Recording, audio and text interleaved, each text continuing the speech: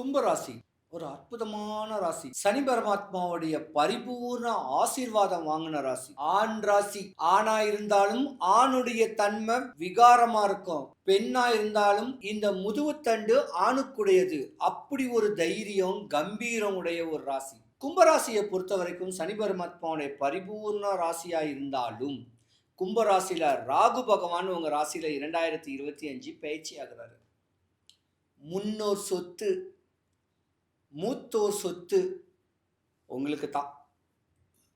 பார்க்குற இடத்த வாங்கணும்னு ஒரு ஆசை இருக்கும். விலை உயர்ந்த கார் வாங்கணும், விலை உயர்ந்த வீடு கட்டணும்னு சொல்லக்கூடிய ஆசைகளை உங்களுக்கு யோகத்தை உண்டு பண்ணக்கூடிய ஒரு தன்மை இந்த வருஷம் உண்டு.